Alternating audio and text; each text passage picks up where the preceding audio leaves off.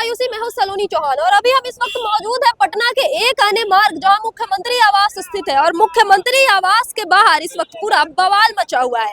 एक तरफ जदयू के विधायक गोपाल मंडल है जो गोपालपुर से विधायक है, साथ ही साथ नीतीश सरकार में सचेतक मंत्री भी है, तो वहीं दूसरी तरफ जदयू के कार्यकर्ता और जमीनी स्तर के नेता है। इन लोगों का यही कहना है कि जदयू की सीट पर आरएलएम के कैंडिडेट को टिकट दिया जा रहा है, जिसके विरोध में ये लोग यहाँ आए हैं। और दूसरी तरफ विधायक गोपाल मंडल भी मोर्चा खोल के बैठ गए और लगातार मुख्यमंत्री जी से मुलाकात करने की जिद लगा के बैठे हुए हैं, लेकिन मुख्यमंत्री से उन्हें मिलने नहीं दिया जा रहा। अब ये कौन है जो मुख्यमंत्री से उन्हें मिलने नहीं देना चाहते और आखिर उनकी क्या मंशा है, ये तमाम चीजें हम जानेंगे। हमारे साथ भरत सर मौजूद है, तो हम भरत सर से बातें। एक चीज आप देखिए कि पुलिस धीरे धीरे बढ़ाई जा रही है।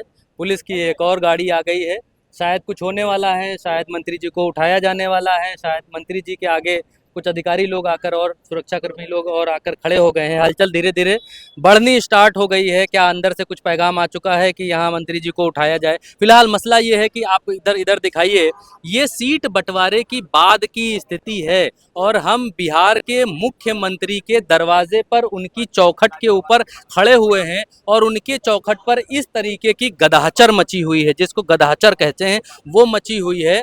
बाहर जेडीयू के लोग नाराज बैठे हुए हैं, मुख्यमंत्री की दहलीज पर उनका अपना मंत्री, अपना विधायक नाराज बैठा हुआ है और अंदर मुख्यमंत्री खुद भी नाराज बैठे हुए हैं। उनको भाजपा से, एनडीए से सीटें नहीं मिली हैं, इनको नीतीश कुमार से सीट नहीं मिली है और इनकी सीट पर किसी और को लड़ाया जा रहा है, जिसकी वजह से ये नाराज हैं। तो ये सब कुछ इसलिए है क्योंकि भारतीय जनता पार्टी के साथ गठबंधन में जब से नीतीश कुमार गए हैं, तब से उनके राजनीतिक भविष्य पर सवाल खड़े होने लगे हैं, उनकी पार्टी के राजनीतिक भविष्य पर सवाल खड़े होने लगे हैं। और आज की तारीख में नीतीश कुमार का ये जो कार्यकर्ता वर्ग है, आप इधर दिखाइए, ये जो कार्यकर्ता वर्ग है जो धरने पर बैठा हुआ है, अपनी सीट को बचाने के लिए, अपनी सीट पर बाहरी ना घुसने पाए उसको बचाने के लिए, और चिराग पासवान इनकी सीट पर अपना उम्मीदवार ना उतारने पाए इसलिए, क्योंकि इनकी सीट के ऊपर चिराग पासवान अपना उम्मीदवार उतारना चाहते हैं, जिसकी वजह से ये सब नाराज हैं। और नाराजगी यहाँ पर दिख रही है कि मुख्यमंत्री के घर के दरवाजे पर धरने पर बैठे हुए हैं। अब देखिए जिला प्रशासन की गाड़ियां आनी शुरू हो गई हैं, चीजें बढ़नी शुरू हो गई हैं। उधर से पुलिस की गाड़ी अभी आई है, पुलिस वाले और उतरे हैं नीचे, तो अब शायद मंत्री जी को यहाँ से हटाया जाएगा। सर, एक बात ये भी कहा जा रहा है कि लल्लन सिंह और संजय झा भी अभी मुख्यमंत्री आवास पहुंचे और कहा जा रहा है कि नीतीश कुमार 12 बजे से इमरजेंसी मीटिंग करने वाले, तो क्या कुछ चल रहा है अभी? देखिए सलोनी जी, आज कुछ बहुत बड़ा घटित हो सकता है। आज का तारीख, आज के दिन बिहार के इतिहास में बहुत बड़ा दिन है। ऐसा दिन बिहार के इतिहास में दर्ज नहीं किया गया है अभी तक, और बिहार के क्या किसी भी विधानसभा लड़ने वाले, किसी भी विधान परिषद वाले राज्य में इस तरीके का दिन कभी भी रिकॉर्ड नहीं किया गया राजनीतिक तौर पर, जब मुख्यमंत्री के दरवाजे पर विधायक धरने पर बैठा हो, मंत्री धरने पर बैठा हो, एक सर्किल बनाया गया हो, रस्सी लगाई गई हो और इस रस्सी के दूसरे छोर पर उनके अपनी पार्टी के लोग बैठे हुए हों, दोनों अलग अलग मांगों को लेकर बैठे हुए हों। अब नीतीश कुमार को बीजेपी के साथ रहना है कि नहीं रहना है, ये नीतीश कुमार को तय करना है। नीतीश कुमार के घर पर रात 1:30 बजे तक कई सारी घटनाएं घटित हुई हैं, कई सारे निर्णयों पर बातचीत हुई है, गर्मा गर्मी भी हुई है। संजय झा के साथ ये भी खबरें रिपोर्ट की गई हैं। अब अमित शाह दिल्ली से लखनऊ यहाँ आ रहे हैं पटना, और यहाँ आकर अब नीतीश कुमार को मनाने की कोशिश करने वाले हैं कि भाई नीतीश कुमार मान जाएं। अब नीतीश कुमार चाहते हैं कि उनको भाजपा से ज़्यादा सीटें दी जाएं, और नीतीश कुमार के विधायक लोग चाहते हैं कि चिराग पासवान को जो सीटें दी गई हैं उनमें नीतीश कुमार की सिटिंग सीटों के ऊपर अतिक्रमण कर रहे हैं चिराग पासवान, जिसकी वजह से ये देखिए यहाँ पर पीछे धरना प्रदर्शन चल रहा है। तो एनडीए के भीतर जब से सीट बंटवारा हुआ है तब से कटौंझन मची हुई है। अच्छा, इससे पहले भी हमने देखा कि जिस तरह से जदयू कार्यालय में मीनापुर के लोग आए थे, उनका ये कहना है कि जदयू के सीट पे भाजपा के कैंडिडेट को टिकट दे दिए। यहाँ देख रहे हैं कुर्ता क्षेत्र के लोग आए, उनका ये कहना है कि नीतीश कुमार के सीट पर आरएलएम के कैंडिडेट को टिकट दे दिया। तो एक तो बीजेपी ने पहले ही सीटें काट के 14 सीटें कम कर दी जदयू की, ऊपर से जो मिली सीटें हैं उस पर भी वो दूसरे पार्टियों के कैंडिडेट बिठा रही है। तो क्या वो पूरी तरह से इस बार नीतीश कुमार को जड़ से खत्म करने के प्लान में है?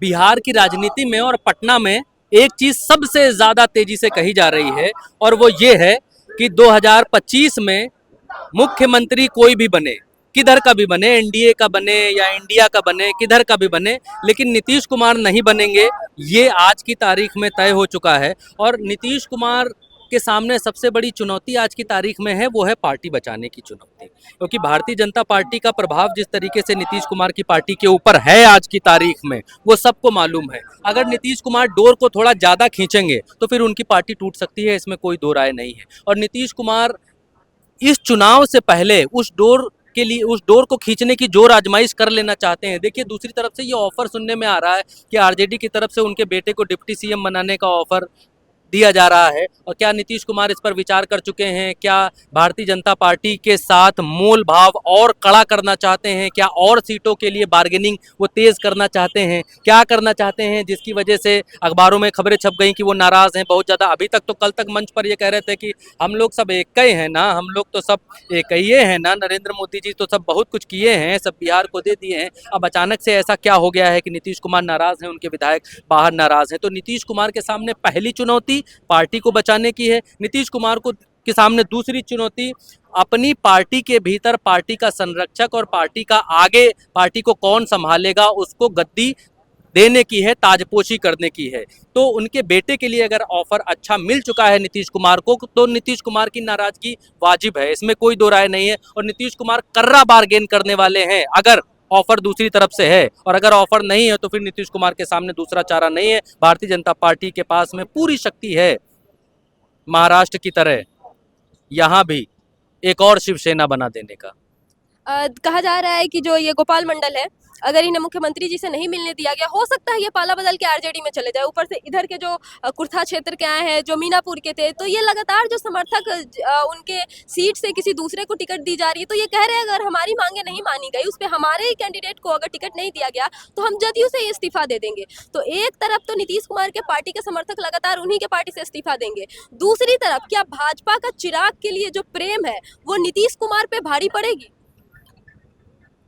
देखिए, आप इसको कह सकती हैं कि नीतीश कुमार पर, अब मैं फिर से दोबारा से वही बात कहता हूं कि पटना की राजनीति में, बिहार की राजनीति में सबसे ज़्यादा घाटे में जो आज की तारीख में है वो नीतीश कुमार हैं।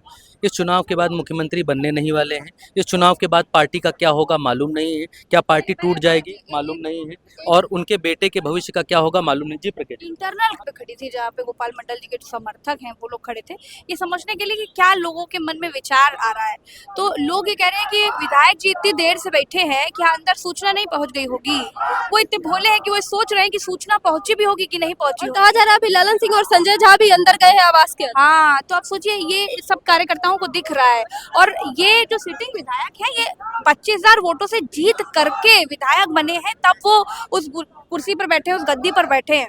पीछे लोग तो ये कह रहे हैं कि अभी तो ये भी कंफर्म नहीं है कि ये गठबंधन रहेगा भी कि नहीं रहेगा। तो ये कार्यकर्ताओं के मन में आ गया है। तो अब एक तरीके से फाड़ हो चुकी है, एक तरीके से पूरा एनडीए जो है वो टूटने की कगार पर आ गया है।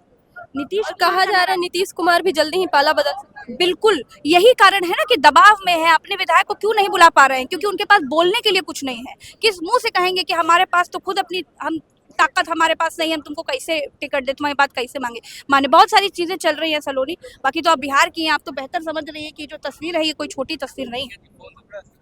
तो देखिए, अभी इस वक्त जो भाजपा का चिराग के लिए प्रेम जगा है, जो प्रेम दिखा है, वो नीतीश कुमार पे भारी पड़ता हुआ नजर आ रहा है। और दूसरी तरफ ये कहा जाता था अब तक बिहार की राजनीति में कि भैया बारात किसी की भी निकले, दूल्हा तो नीतीश कुमार ही बनते हैं। किसी भी चुनाव में अगर किंग मेकर कोई बनता है तो नीतीश कुमार, और नीतीश कुमार जिस तरफ उधर का ही पलड़ा भारी होता है। लेकिन अब स्थिति ऐसी बन गई है कि नीतीश कुमार उलझन में पड़ गए हैं कि हमें इधर ही रहना है, अब की बार इधर ही रहेंगे कि उधर जाना चाहिए जी। वो समझ नहीं पा रहे, क्योंकि उनके नेता एक एक करके लगातार पार्टी छोड़ रहे हैं, समर्थक उनसे नाराज है और वो खुद भी एनडीए से नाराज चल रहे हैं। अब आगे क्या कुछ निकलता है, बिहार की राजनीति अब आगे क्या करवट लेती है, वो भी हम आपको जरूर बताएंगे। तब तक के लिए देखते रहिए उल्टा चश्मा यूसी। राजधानी पटना से मैं सलोनी चौहान।